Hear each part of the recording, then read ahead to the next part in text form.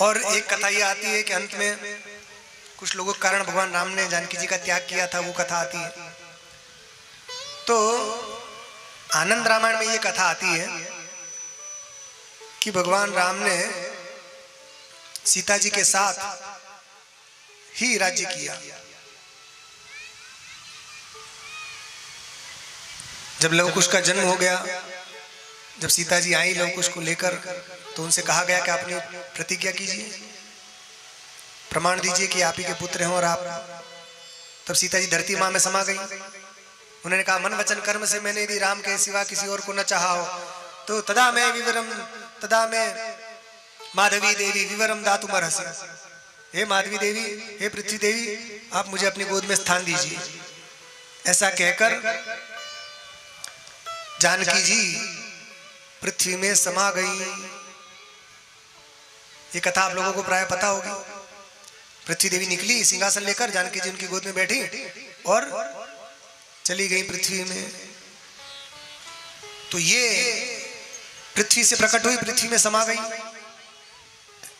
इससे हमें क्या शिक्षा मिलती है कि परमात्मा जहां से जो आया है वो वहीं जाता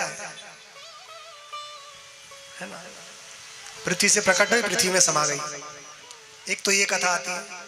और दूसरी कथा ये आती है, फिर राम जी ने राज्य किया, अकेले रहे और सीता जी के वियोग में उन्होंने जीवन जिया। ये सब बातें आती हैं, ये भी सत्य है। मगर हर कल्प में भगवान ऐसा नहीं करते हैं। एक कल्प की कथा ये आती है आनंद रामायण के अनुसार कि राम जी ने क्रोध किया धरती पर, हे धरती ला मेरी सीता वापस लौटा दे।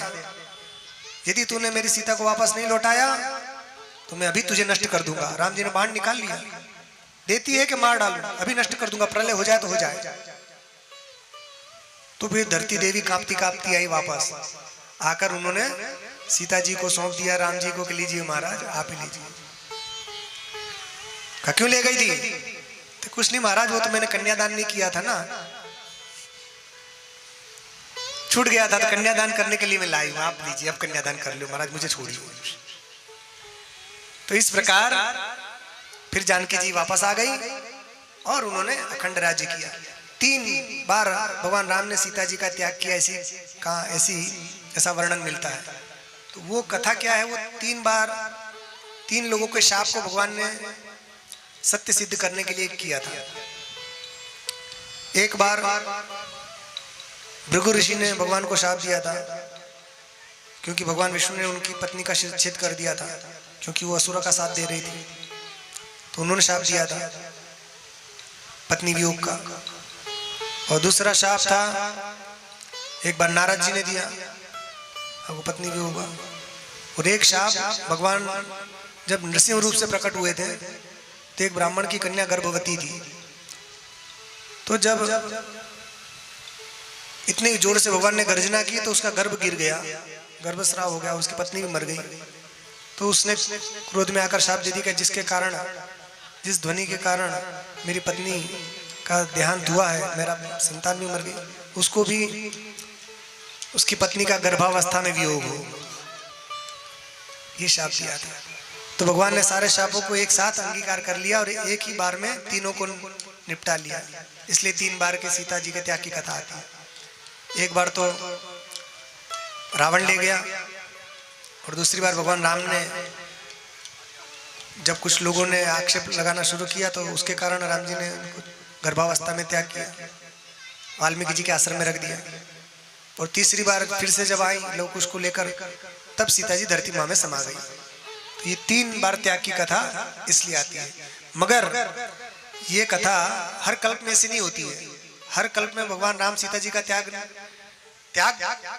करते भी हैं तो वापस ले लेते हैं, कई बार हमेशा के लिए नहीं छोड़ देते। इसलिए अलग अलग कल्पों में अलग अलग राज्य की बात आती है।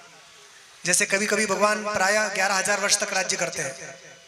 भगवान राम का राज्य काल है 11,000 वर्ष तक। कभी 11,000 वर्ष तक रहते हैं, कभी 13,000 वर्ष, कभी जितना उनका मन आ जाए। कल्प कल्प में अलग अलग चरित्र होते हैं। तो किसी कल्प में सीता जी को छोड़ते भी हैं और किसी कल्प में फिर वापस ले लेते हैं।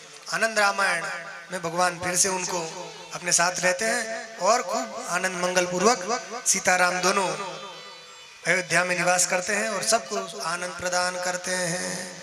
बोलो श्री सीताराम भगवान की जय हो।